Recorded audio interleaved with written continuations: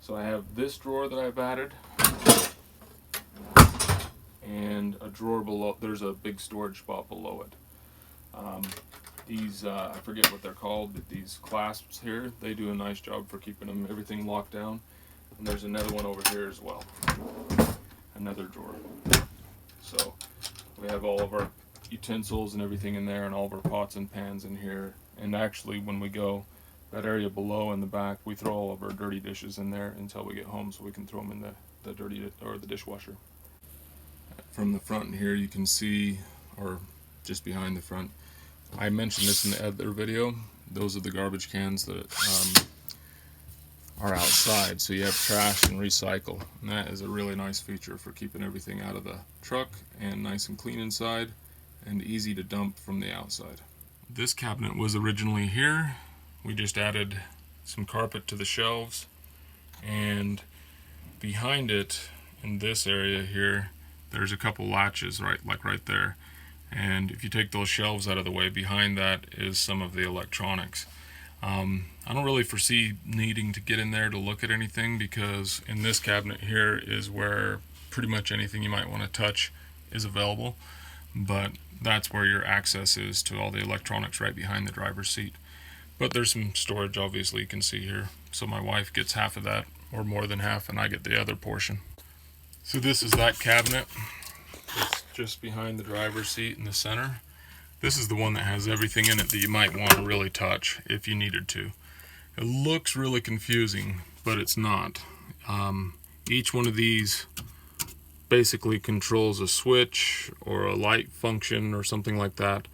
And there's auto resetting relays in here and relays. It's pretty simple. So if you've got two lights on, that means that the power is on to whatever this is, and this is, this is all the cabinet lights, because I have a cabinet open, so they're both on because of that. This one's probably an interior light, yeah it is. So you can see that's the high beam lights inside. So it's really quite simple. So if you have any issues with something, if you want to determine if it's working, if both lights are on, whatever you're trying to run should be on. And if it's not, that probably means one of the relays has gone bad. So it's really pretty simple, and I would not mess with that. If I bought one of these, I would not customize it. It works really well. So all of the lighting in here we replaced with LEDs, and it's a must. If you're going to be out in the middle of nowhere and you want to run your lights for a couple days, it's not a problem. It's way better than regular lighting. It hardly uses any power, so everything's been converted to LED. I covered this in my other video, but this heating air conditioning unit here works really well. I mean, I can honestly say that, once the truck's warm in the front, it's warm in the back. It does a fine job for keeping everything warm or cool. And I rigged it up. I modified the switch up front and put a relay in line so it turns on when I turn the ignition on and start the truck. So I don't have to turn it on or turn it off in the back. It just does it automatically. And it maintains the temperature with this thermostat over here. So just whatever I set that on, it will run hot or cold back here. Even if I want it warm up front, it'll run the air conditioner in the back. So it's pretty cool. The air pickups here, and just below that, originally this was a big vent that it all picked up from here, but I added this radiant heater, and so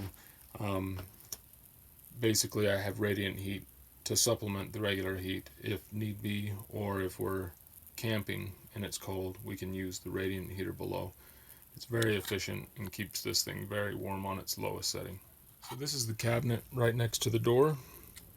And this is the one that on the outside has the outside table that we use when we're camping.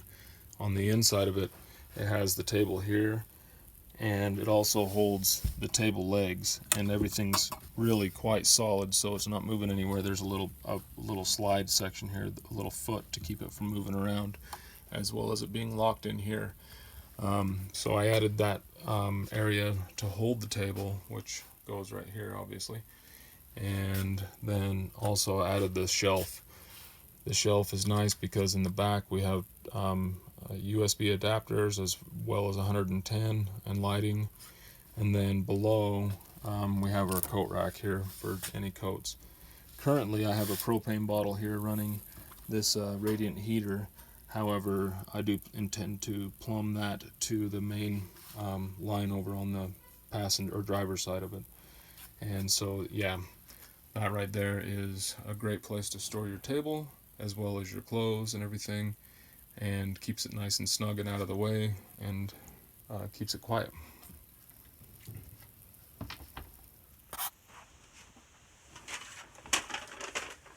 And one thing I've had a few people comment on my other videos that I'd posted about this is how this bed takes too long to set up. So I've timed myself just doing it at a normal pace. I can make the bed, put all the sheets and everything on it in under 5 minutes, and then I can put it away in the same amount of time. So for me, that's not a big deal. I have 5 kids and they go camping with us, and they usually go in a tent or something like that, and when the weather's bad or it's really cold, it's pretty surprising how many people you can fit in here, you know. So you can easily seat 5 people at this with the table, as well as another one that's right there where the camera's at. So you can seat 6 people in here and eat at a table for everybody, and that's a big plus for me. I don't mind setting the table, taking the table down and putting the bed up or down in the morning, because I'm only in the bed while I'm asleep. The rest of the time I don't want it here. But now some people have really suggested that it's a good idea to dedicate the back of this to a queen size bed. Now that's an option for sure. If I were to have done that, if I were to commit to a queen size bed here, I would lose about half of this upper counter where my stove is, and I would lose the storage over here where all my bedding goes. I would also lose, unless I tried to retain that cabinet above for the refrigerator, but I also would lose half of the exterior storage where my tools go, and then all of this exterior storage over here on this side on my left, or at least half of it, enough up to where I could make it so that the bed is functional.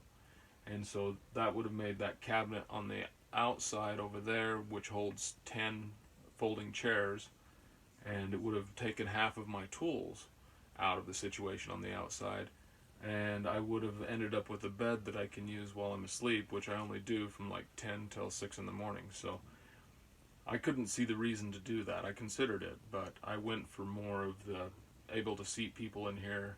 We had a trip recently where we went, and it was like 27 degrees when we got up. A cold front head came through, and we had 6 people in here eating lunch, breakfast, and everything, and it was comfortable. Everybody had a place, you know. So for me, makes more sense to retain the living room effect as opposed to the bedroom. So that's why I went with what I went with. Now this is in the back, the very back. This is the rear doors.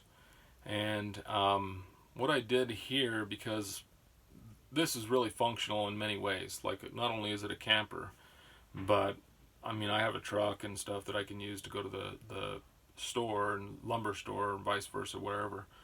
And this I find to be much more functional because I can throw things in it, it stays dry. If I'm loading things in and out, it just is a better height, and I just like it better. So what I did back here is I made it so this all folds out of the way pretty easy, and I'll show you right now.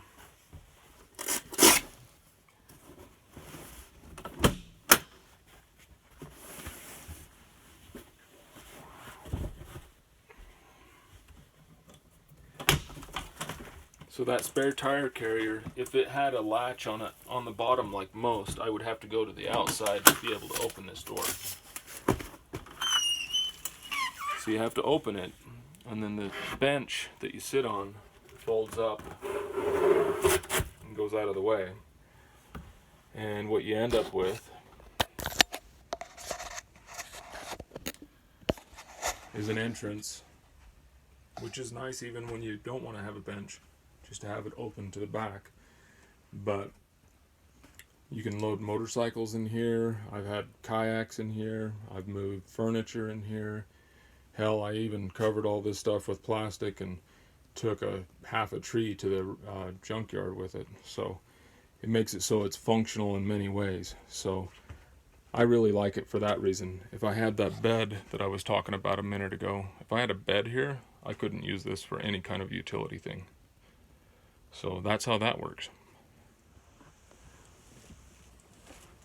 So if I were to summarize anything about this, there's a few things. One is it was really fun to build. My kids are older, I have a lot of free time, I have a big shop at my hands and lots of tools, so it was a good time to build. The other thing is it's super functional. I really like it. It works for many different things. I use it all the time. It had 94,000 miles when I bought it.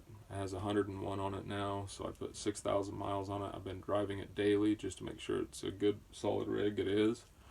The other thing is it gets decent gas mileage. It averages about, I'd say about 10 to 12 miles to the gallon. I've gotten close to 13 on the highway on longer trips. So it's not the best on gas mileage, but it has enough power to go up over the hills. It's not holding people up in traffic. You can tow with it. There's that. The other thing is the build quality. You know, this exterior of the box, all aluminum, the way it's built is just fantastic. It's commercial grade stuff. Everything's going to last for a very long time. Probably last longer than the truck does. Internally, the build quality of all these cabinets. If I tore these out and tried to build other cabinets in different positions, I would struggle to do anything as good as these are built. The way it's built and put together, it was all built outside the vehicle and then brought in and assembled, so it's very well thought out the way they make it.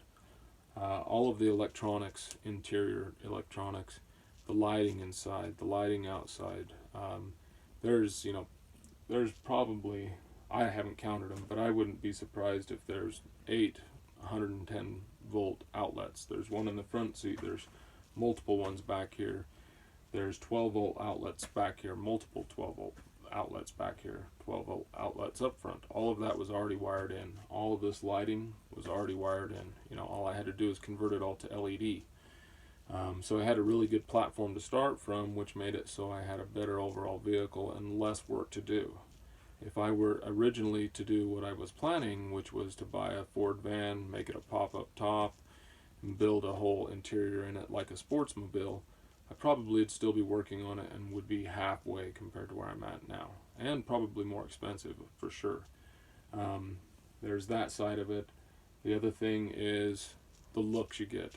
I've never had a vehicle that I've driven, and I've had some pretty cool cars over the years, and I work with a lot of cool cars and pick up and deliver them. I've never had a vehicle turn so many heads or have so many people come across the parking lot to ask you questions. You know, it's sometimes annoying, honestly, but it's pretty cool at the same time that so many people appreciate what you've built. It's unique. I haven't seen any in person. I've only seen a couple online, so it's a different way to do something, and you get a bigger package that you can stand up in all the time. You don't have to pop the top up in.